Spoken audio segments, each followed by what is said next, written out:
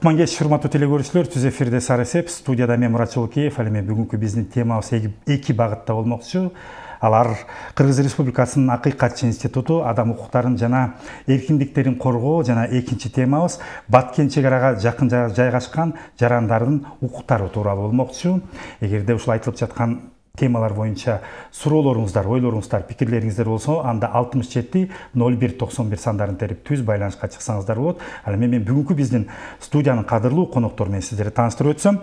Азарбеков Аскат Нарынбекович, Кыргыз Республикасынын Акыйкатчы аппаратынын жетекчиси. Аскат мырза, студияга кош келиптир, саламатсызбы? Жана ошондой эле Рахматуллаев Камалдин Мама-Юсупович, Кыргыз Республикасынын Акыйкатчысынын Баткен облусундагы ыйгарым укуктуу өкүлү. Камалдин мырза, студияга кош келиптир, саламатсызбы? Саламатсызбы. Эскерте кетейин, бүгүнкү биздин программа 4 эл аралык жана жергиликтүү уюмдардын жардамы менен тартылууда. Ал эми ачык коомчулук массалык маалымат каражаттары долбоорун Европа биримдиги тарабынан каржыланып келүүдө. Урматтуу биздин коноктор, дагы бир жолу студияга кош келиптирсиз. Мен биринчи эле суроом, телекөрүүчүлөргө жалпы түшүндүрмө берип кетсек, негизи эле ушул Акыйкатчы омбудсмен институту кандай багытта иштерди, эмне кызматтарды аткарат? Кутман кечиңиздер менен урматтуу телекөрүүчүлөр. Биринчиден, өзүңүздөргө маалым болгондой, Кыргызстаныбызда каргашылуу окуялар болду. Ошол каргашылуу окуялардын да жабыркаган, курман болгон үй бүлөлөргө, ошолорго биз терең кайгыруу менен көңүл айтабыз. Күчтөнгүлө, бар болгула, биз Кудай буйрса баардык ушу адам укуктары жаатындагы иш-аракеттерибизди алып барып жатабыз жана уланта беребиз. Эми сиздин суроого кыскача жооп бере турган болсок, Кыргыз Республикасынын Конституциясынын азыр учурда мына жаңы кабыл алынган Конституциянын 109-беренесинин негизинде Акыйкатчы институту парламенттик контролду жүргүзөт. Адам укуктарынын сакталышы боюнча. Анан бул жерде адам укуктары бул өтө ар тараптуу иш-аракеттерди алып баруучу орган катары санасак болот. Бирок эң негизинен баягы элге маалыматты туура жеткириш керек. Адам менен адам урушкан учурда эмес. Жалпак тил менен айтканда, мамлекеттик органдар тарабынан адамдын укуктары тебелене турган болсо, же болбосо тийиштүү чаралар көрүлбөсө, ошол учурларда ушу Акыйкатчы институтунун негизги максаттары адамдын укуктарын сактоо болуп эсептелинет. Бүгүнкү күндө мынакей статистикалык жалпы маалыматтарыңыздар барбы? Негизи ушу адам укуктарын бузулуу боюнча кандай көбүрөөк фактылар катталып? Албетте бар, мынакей биз кыскача атап өтөлү. 2020 жылдын жыйынтыгы менен 9,5 миң кайрылуу келип түшкөн. Анын тең жартылайы ушу укук коргоо органдары тарабына кайрылуулар болот. Ошолор тараптан укуктар, адамдын укуктары бузулат деген. Андан сырткары ушу биздин өзүбүздүн ишмердүүлүктүн алкагында быйыл ушу адам укуктары индексин аныктап чыктык. Азыр биринчи этабы бүткөн, азыр экинчи этабын улантып жатабыз. Ушу жакынкы күндөрдө да чыгат.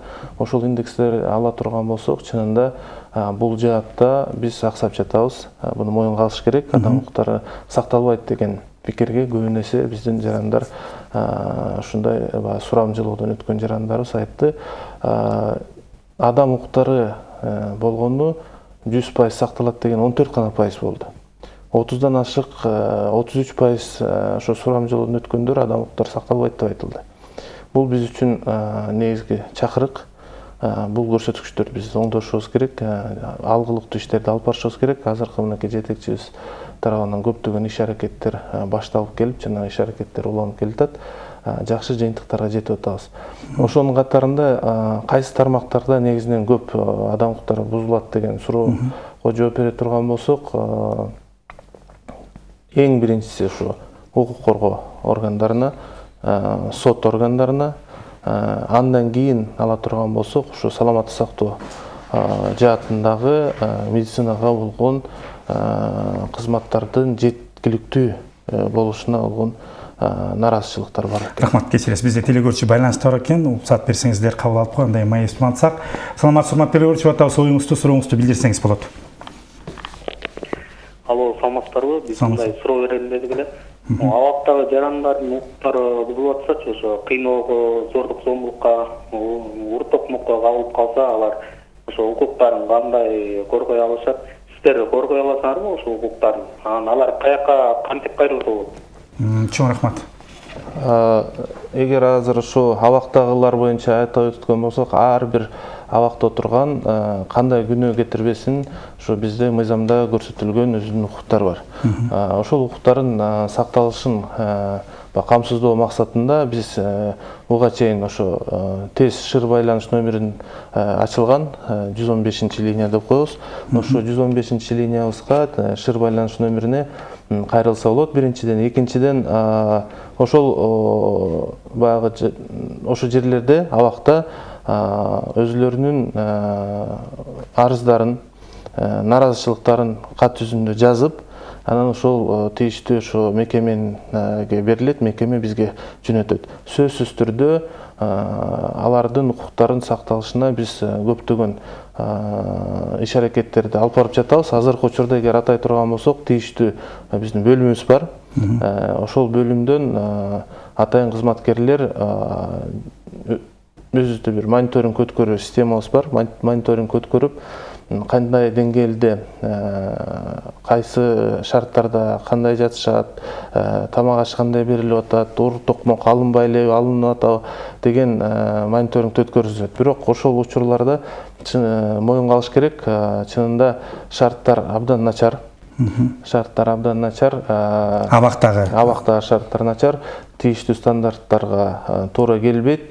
Буга эми жүйөлүү себептер бар деп биз өзүбүздүн сунуштамаларыбызды жогорку кеңеште өзүбүздүн докладыбызды берип атканда, андан башка өзүбүздүн сунуштарыбызды өкмөттүн токтом долбоорлорун иштеп чыгып, өзгөртүү киргизүүлөрдү сунуштап келе жатабыз. Бирок тилекке каршы ошо каржы тармагында жок болгонуна байланыштуу көп нерселер чечилбей жатат. Бул биринчиден. Экинчиден, мынакей ошол эле абакта жаткан биздин жарандардын ден соолугуна байланыштуу көптөгөн көйгөйлөр бар да. Ооруп калышат, башка бир кат оорулар менен ооруса дары-дармектерди алып берүү. Ошондой маселелерди чечүүгө баягы дүйнөлүк стандарттарда бекитилген нормалар менен алып барбай жатабыз. Эми экинчи багытыбызга өтсөк, урматтуу кечиресиз, бизде телекөрүүчү байланышта бар экен, кабыл алып коюп, күттүрбөй андан кийин суроомду берсем. Саламатсызбы, урматтуу телекөрүүчү, атабыз, оюңузду, сурооңузду билдирсеңиз болот.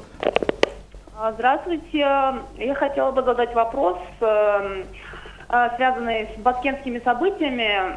У меня такой вопрос. Вот недавно в интернет-просторах вышло о том, что хотят раздать оружие нашим соотечественникам в Баткене. И вообще, это нормально? То есть это законно в качестве защиты раздавать им оружие? Чоң рахмат. Бул Баткендеги баягы жарандар боюнча суроо экен. Урматтуу Камалдин Мамажусович, сиз жооп берип койсоңуз. Рахмат. Саламатсыздарбы, урматтуу телекөрүүчүлөр. Мен да учурдан пайдаланып, ушундай мүмкүнчүлүк бергениңиздерге рахмат. Ошол жакында эле болуп өткөн каргашалуу куралдуу кол салууда биздин бир топ жарандарыбыз баягы курман болушту, каза болушту дегендей жабыркашты. Ошол курман болгондордун ар биринин үй бүлөсүнө биз жетишпедик. Ошол учурдан пайдаланып ар бирине карат айтабыз. Өзүбүздүн баягы бара албай калган кечирим сурайбыз дегендей кайрат кылыңыздар. Анан жабыркаган жарандарыбызга Кудайым баягы шыпа берсин. Ооруканага түшкөн баардык эмелер. Анан калган жарандарга бүт Кыргыз Республикасынын баягы президенти, өкмөт, жергиликтүү бийликтер, анын ичинде биз Кыргыз Республикасынын акыйкат соомуз менен да аракет кылып жатабыз. Анан азыркы суроо боюнча, курал боюнча атайын мыйзам бар. Эгер мыйзам кабыл алынган болсо, уруксат берилсе, курал таркатса болот. Азырынча андайга мыйзам жол бербейт таркатканга. Эми бул азыркы мезгилде демилге көтөрүлүп, депутаттар тарабынан, жогорку кеңештин депутаттары тарабынан бул азыр талкууда болуп аткан нерсе да. Негизи эле сиз акыйкатчы катары өзүңүздүн көз карашыңызды билдирсеңиз, бул канчалык деңгээлде чындыгында ошол чегерага жакын жайгашкан жарандардын коргонуусуна жардам берет? Мен мамлекеттик кызматкермин да. Негизи мыйзамга баарыбыз башайбыз. Азырынча Кыргыз Республикасынын баягы куралдуу күчтөрү бар. Ошо куралдуу күчтөр жетиштүү деп эсептейбиз. Эгер мыйзам кабыл алынып калса, ошондой укук берилсе, таркатса болот. Азырынча андайга болбойт. Позвольте дополню, да. На сегодняшний день, как, наверное, всем уже известно, разрабатывается новый законопроект о статусе Баткенской области. Кроме того, да, и были инициированы различные предложения по поводу вооружения гражданского населения. На сегодняшний день это непозволительно, потому что может привести к очень плачевным последствиям, но при этом отмечаем то, что в случае внесения изменений в действующее законодательство, в случае внесения изменений, к примеру, в закон о статусе военнослужащих и так далее, данная норма может с собой повлечь, естественно, какие-то гарантии для именно тех жителей, которые находятся вблизи границы. При этом необходимо отметить то, что каждый, получивший оружие, он должен будет зарегистрироваться, они будут нести определенную ответственность, и при этом мы должны понимать то, что каждый человек, помимо своих прав, он еще и несет ответственность. И вот это именно сбалансированность вот этих идеологических соображений, законодательных соображений, оно позволит эффективно, конечно, работать, жить в приграничных зонах. Рахмат, Асхат Мырза, суроо жооп. Да, телегөрчү байланыста бар экен, кабыл алып койсок. Саламатсыз, урматтуу телегөрчү, атабыз сизди. Assalomu alaykumlar. Ва алейкум салам. Men Asqat Mirzaga bir so'rov bereyin dedim öyle. Bu Vorontsovka aylandan çalıp atam. Ayta beriңиz. Bundan bir 20 yıl murda benim bayıçam balama tam salganga yer verip koyuңарды suranam dep arız жазıptır. Uşunu to'g'ri emas жазылганда öyle 20-25 yıldan beri berbey gelişet. Uşunu haqiqatly qılıp beresiňer dep çalıp attım. Рахмат, сурооңузга рахмат.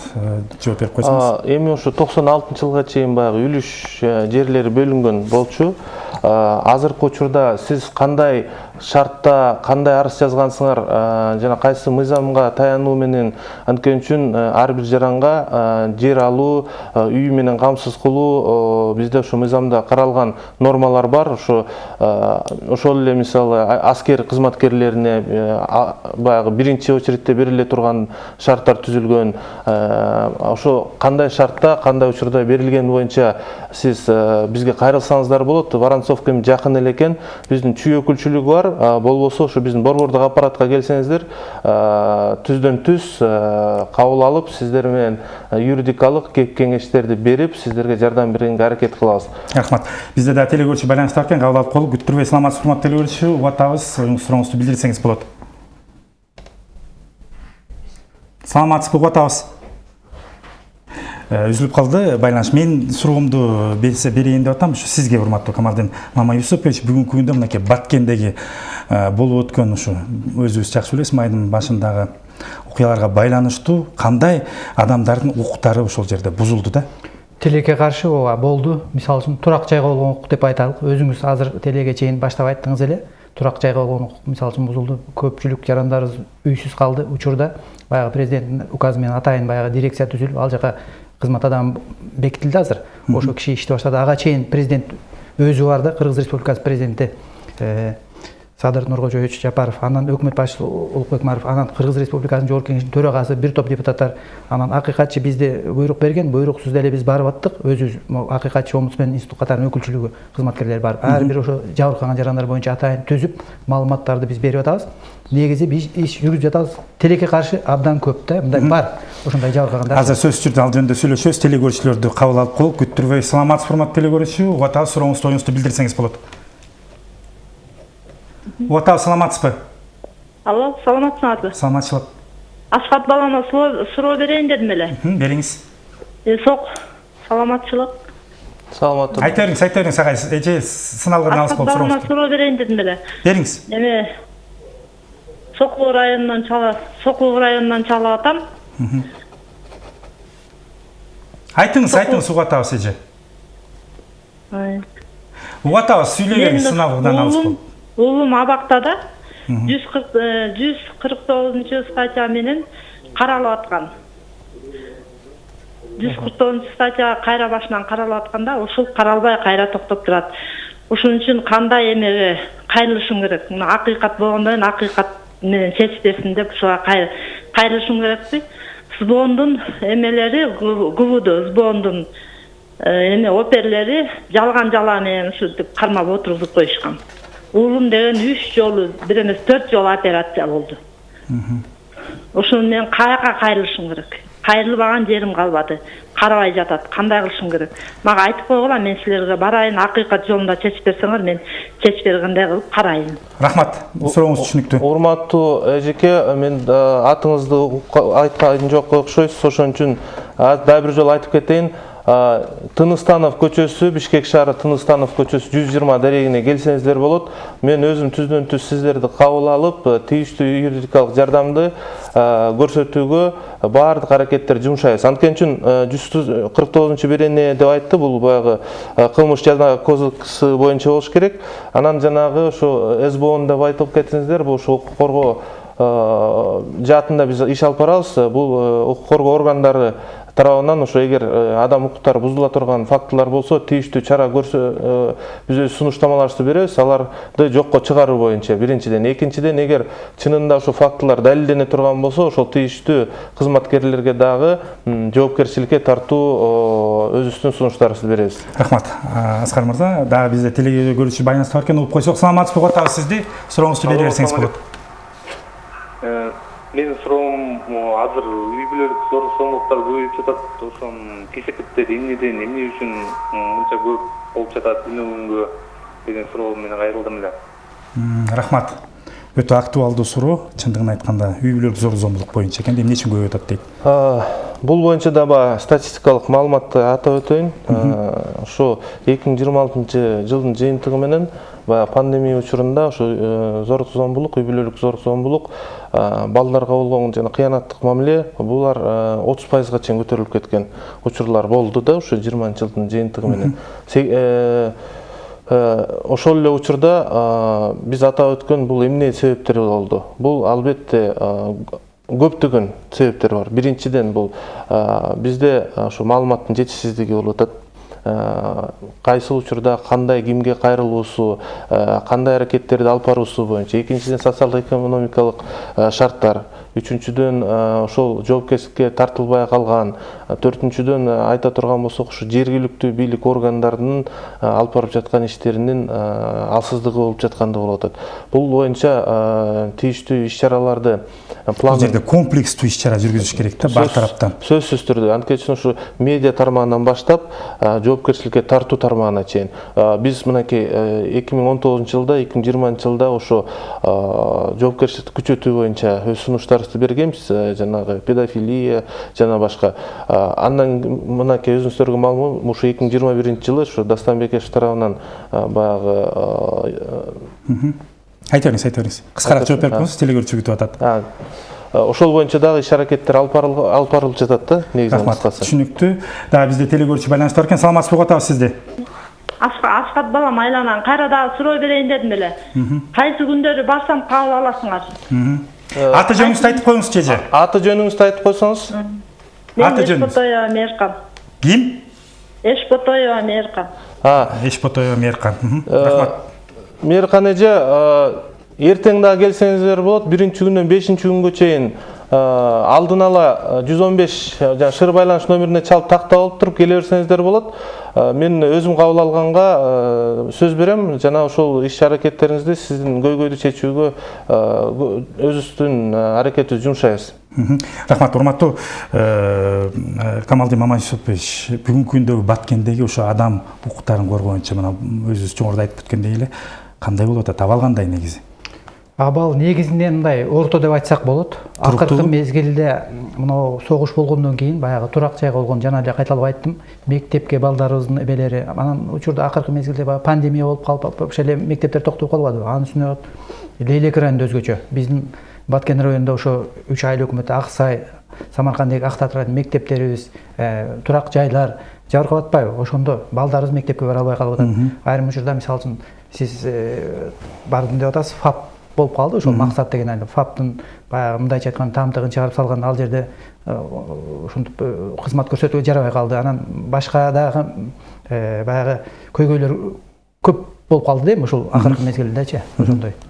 Кандай мисалы мындай кандай көйгөйлөр мына көп болуп калды, кандай көйгөйлөр мына жалпак тил менен түшүндүрүп кетсеңиз? Ошол эле мектепке баруу же болбосо доктурларга көрүнүү, ден соолугу боюнча үйлөрү күйгөн, жарандарыбыздын документтери күйүп кетти, жарандык боюнча паспорттор күйүп кетти. Ошо бактыга жараша бүт азырында азыр акыркы мезгилде бүт өкмөт тарабынан башталды эми ушул ордунда баягы документтештирүү, акысыз документтештирүү, баягы срогуна чейин эле ушул иштер жүрүп атат. Ушул документтештирүү боюнча турак жайлардын документтери баягы укукту күбөлөндүрүүчү деп коет. Ушундай эмелер боюнча көйгөйлөр бар да. Кошумча салып кетсеңиз болот. Мен толуктап кетейин, ушу расмий тилде толуктап кетейин. На сегодняшний день идет такая позиция, то, что на горизонтальный уровень настоящий говорит, что это конфликт. Мы отмечаем то, что аппарат омбудсмена на сегодняшний день мы создали комиссию, специальную комиссию. Буквально поза 18 числа мы провели совместно с общественным объединением «Бердюнье», с форумом женщин под эгидой Института омбудса провели форум, на котором мы приняли определенную позицию, то, что это не конфликт, мы должны это понимать, это акт агрессии, нарушение международных актов, более 10 международных актов были нарушены. Мы отметили эти нарушения прямо по факту, по хронологии событий. К сожалению, пока официальных данных с государственных органов на сегодняшний день не получили. При этом, исходя из тех источников информации, исходя из того, что мы в первые дни, поскольку у нас собственного финансирования не было, мы направили определенные группы, фокус-группы, которые проделали работу, зафиксировали, сняли видео и так далее. И там конкретно мы отмечаем то, что вот более 10 по пунктам. Да, международных актов нарушено. И исходя из этого мы также 10 конкретных предложений выработали. Сейчас, извиняюсь, Асхат Мырза, сейчас по 10 этим предложениям обязательно пройдемся. Телегөрүүчү бар экен, кабыл алып коюп, андан кийин май сунатсак. Саламатсызбы, телегөрүүчү атабыз сизди. Алло, саламатсыздар, мен суроо берейин дедим эле да. Азыр ошо Баткен облусуна өзгөчө макам беребиз деп атышат. Эгер ошол статус берилсе, бул негизи эле бул эмнени билдирет, эмне өзгөрөт ал аймакта? Рахмат, сурооңузга рахмат. Өзгөчө статус боюнча. Өзгөчө статус боюнча атап өтсөк, ошол Баткен областындагы ыйгара мукуктуу өкүлдүн жана ошол областка социалдык экономикалык абалды жакшыртуу жана программаларды кабыл алуу, кызматкерлерге болгон баягы льготаларды камсыздоо учурлары ошо камтылган.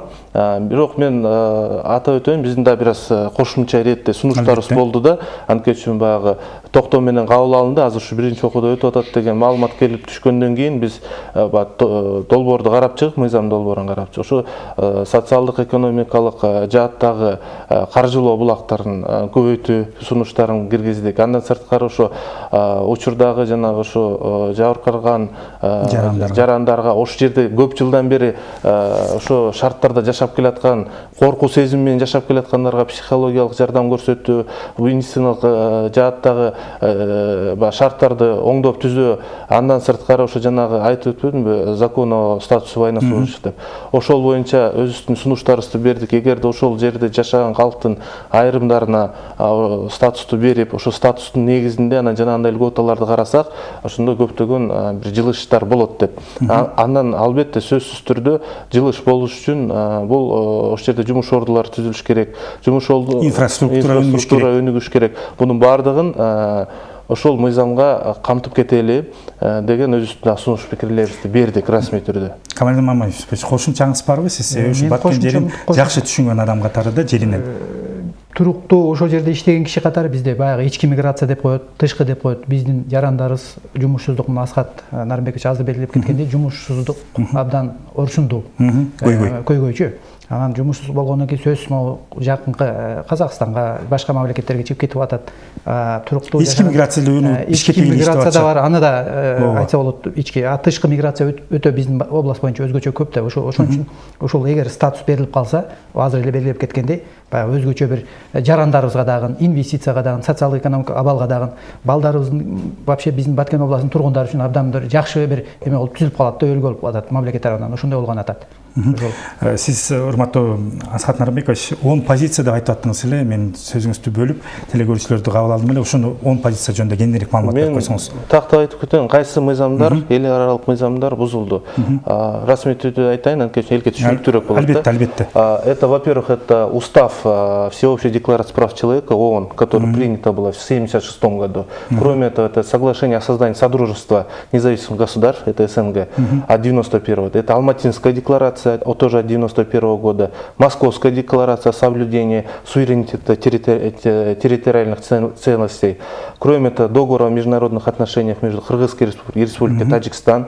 Конвенция о защите прав человека и основных свобод человека, декларация об искоренении насилия в отношении женщин, принятая резолюцией Генеральной Ассамблеи ООН в 1993 году. Кроме этого, нормы международного гуманитарного права, это те преступления, которые подпадают под Римский статут, это все было на сегодняшний день имеет признаки. И если мы на сегодняшний день сможем собрать все необходимые документы и обратиться в Международный суд, если государство не сможет обратиться, то гражданское сообщество может обратиться. Это в соответствии с 7-8 статьей Римского статута, где эта возможность гражданскому сообществу предоставляется, и прокурор, международный прокурор, он будет рассматривать те факты, по которым преступления против человечности. Это такие нормы, которые на сегодняшний день были нарушены фактически. Я хочу также отметить то, что особо отметить то, что была нарушена резолюция 1325, это Совета Безопасности ООН. Кроме этого, резолюция 3093 Генеральной Ассамблеи ООН также о запрещении или ограничении применения конкретных видов обычного оружия, которые могут считаться наносящим чрезмерный повреждение или имеющим неизбирательный характер. То есть то, что было применены минометы, гранатометы и так далее, это все идет в нарушение международного законодательства. Почему? Потому что эти оружия, есть определенные стандарты. Любое цивилизованное государство перед тем, как открыть войну, уведомляет, потом говорит, какими оружиями будет использовать. И в связи с этим эти все цивилизованные нормы были нарушены. Поэтому мы открыто заявили, что здесь были нарушены права людей, в том числе по девочке Мадине, 13-летней, кроме этого, по мальчику 5-летнему, это вопиющий факт. Кроме этого, было нарушена еще конвенция по пыткам. Наши 10 сограждан он жарандарды барып кыйноодон өткөрүп, анан ошол кыйноодон өткөндөн аз келгенсип, анан биз дагы баягы өз тармакта айтып коюшубуз керек. Биздин да кичине кайдыгерлик мамилебиз болуп калды. Ошол жерде бир 2-3 күн атайын Стамбульский протокол менен эме өтүш керек эле, атайын экспертиза. Ошол Стамбульский протокол менен экспертизаны кичине кечеңдетип өткөрүп, анан мамиле мынакей бүгүн ошол 4 жараныбыз келди Бишкекке, Бишкек шаарынан саламаттык сактоо министрлигине ыраазычылык билдире кетели. Көчө ушу биз кайрылар замат түздөн түз бүгүн ушу жөнөтүшүп, баягы карета скорой помощь деп коет эмеспи? Ошону жөнөтүшүп, тез жардамда. Азыркы учурда саат 7-де ошо тосуп алышып, азыр тийиштүү больницага жаткырышып, андан аркы дарылануусун уюштуруп жатышат. Мынакей ушундай иштер алып барылып жатат. Анан биз жанагы алда койгон кайсы максаттарды 10 максат дедикпи, ошол 10 максаттын 1-2-чөнү эле айтып коеюн. Биринчиси бул ошо акт агрессии деген түшүнүктү кол салды деген түшүнүктү биз азыр коомчулукка жеткиришибиз керек. Дүйнөлүк коомчулукка жеткиришибиз керек. Ошол жеткизүү менен документтерди чогултуп, тийиштүү документтер, фактылар чогултуп берип туруп, жалпы элге кайрылат элем. Айтып кетсеңиз болот. Маалыматтар болсо ошолордун баардыгын биздин дарекке жөнөтсөңүздөр болот расмий түрдө. Бизде ошо өзүбүздүн сайтыбыз бар. Сайтта ошо акыйкатчы омбудсмен KG деген эмемен кирип, ошол жерлерге маалыматтарыңызды берип турсаңыз, биз ушунчо топ өзүбүз дагы ошо тийиштүү органдарга жөнөтүп жатабыз. Болбой жатса ошо баягы адам укук коргоо жаатындагы эл аралык институттарына да кайрылабыз. Бул биринчиси. Экинчиси, ошол шартка, ошол акыбалга жеткирген биздин дагы өзүбүздүн жоопкерчилигибиз бар да. Кайдыгер каралып калган учурлар, ошолорго тийиштүү жоопкерчилик тартуу боюнча да сунуштарыбызды берип атабыз. Андан сырткары ошо генералдык прокуратура, мисалы азыр атап өтүп турган болсок, 11 кылмыш иши Ички иштер министрлиги менен козголду. Анан жанагы ошо пытка кабыл алынган, кыйноого кабыл алынган жарандарыбыз боюнча мисалы тийиштүү иш аракеттер өз учурунда аткарылбай калган, баягы сурак алыш керек эле биринчи күндөрдөн баштап ошолор азыр алып барылып жатат. Бирок тез арада анткени өзүңүздөр билесиздер, азыр убакыт, маалымат айдыңындагы иш аракеттер көп нерсени чечип коюп атат. Вот ушундай бир топтогон сунуштарыбыз бар. Булар расмий дагы чыгат. Көчө ошо баракчабызга чыгардык, бирок ошо резолюциянын өзүн чыгара элекпиз, бүгүндөрдөн чыгып калат.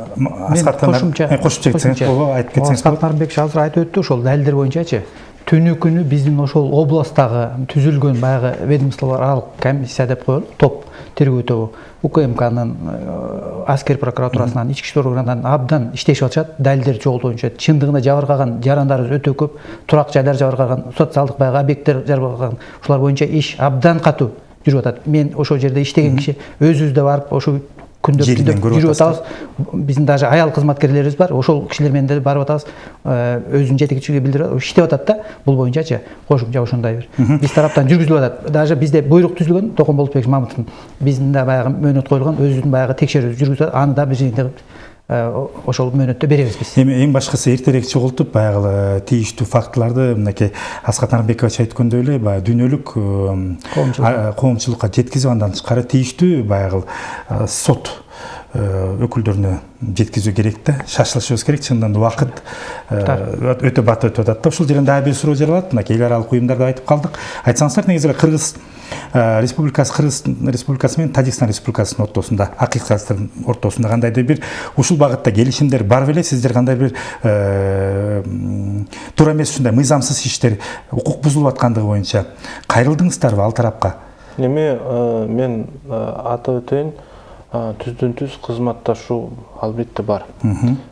Тийиштүү альянс бар, бул бир топтогон мамлекеттер ошол альянска кирет.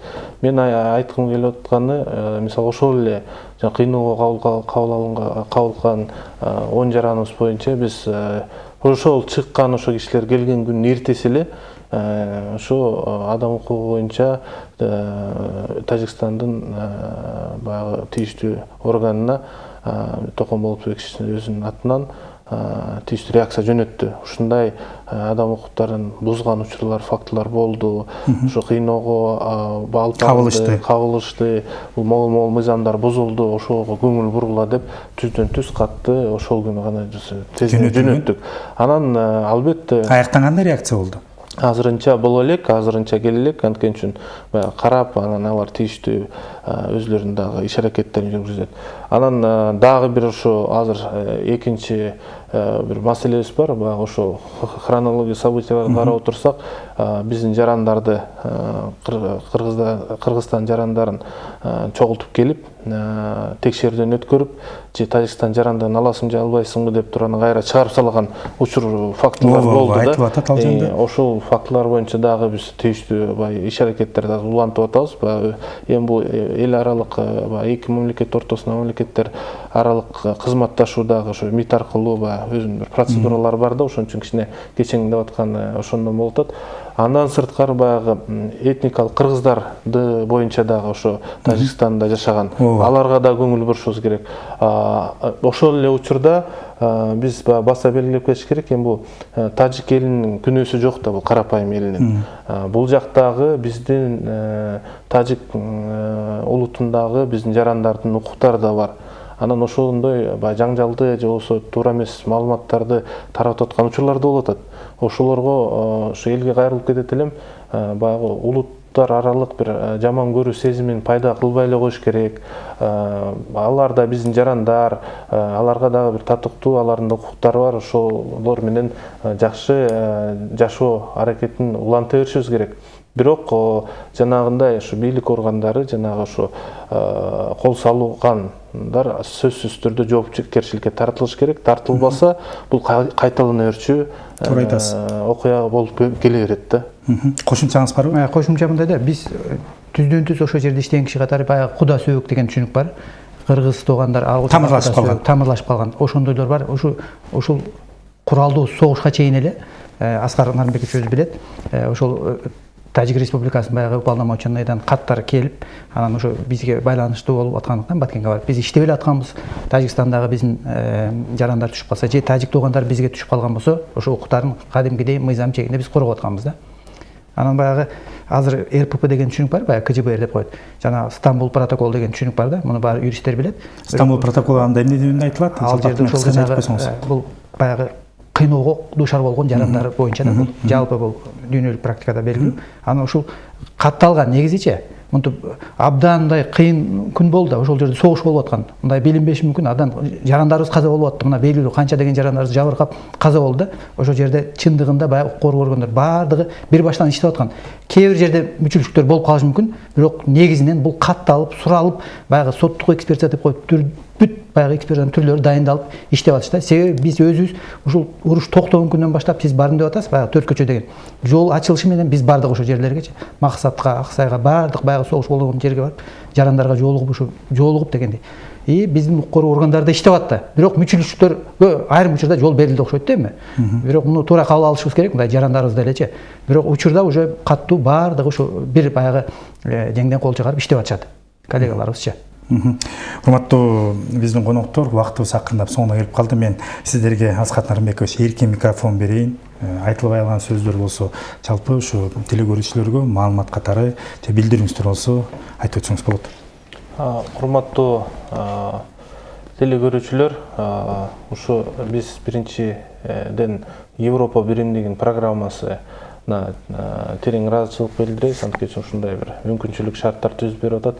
Мындан ары да алдыда көптөгөн эфирлер болот, көптөгөн тематикалар ачылат. Анан мен кайрылып кетет элем, ошо 115 шыр байланыш номерин баягы 102 милиция же 103 баягы тест кызмат, медициналык кызмат дегенде эле 115 номерин адам укугун коргоо жаатындагы бир тез байланыш номер экенин эсиңиздерге туттуп алыңыздар. Баарыңыздардын укугуңуздар корголушуна тилектешпиз. Урматтуу, сиз Камалдин Мамаев. Менде кичинекей эле кошумча, ушу учурдан гана пайдаланып айтып коюп, ошо шыр байланышты айтсаңыз болот. Шыр байланышты айтып койду, 115 ушу Баткенде иштеп атат. Өкүлдөр иштеп атабыз, ушу мен өкүл катары менин кол астымда 2 кызматкер арыздар боюнча түздөн түз иштей турган. Дарегибиз Баткен шаары, Садыкова 1 деген көчөдө жайгашканбыз. Ушу баягы финансылык, экономикалык баягы мүчүлүктөргө жетишпегенде карабастан биз дайым ошо жарандарыбызга барып, колубуздан келген ошо мыйзамдын чегиндеги жарандарга жардам берүүгө даярбыз. Ушу жарандарыбызга бир айтып кетели деп атабыз. Ошол биз дайым даярбыз силердин укугуңарды коргонго. Рахмат, урматтуу Аскар Нарымбекович, Камалдин Мамаевич студияга келип бизге кенен ушул бүгүнкү күндөгү негизи эле Акыйкат институту кандай иштерди алып барат жана жалпы Баткендеги окуялар, укуктун бузулушу боюнча маалымат бергениңиздерге ыраазычылык билдиребиз. Ишиңиздерге ийгилик, себеби түшүнүп атабыз бүгүнкү күндө сиздерде 2 эсе 3 эсе иш көбөйдү, жумуш көбөйдү.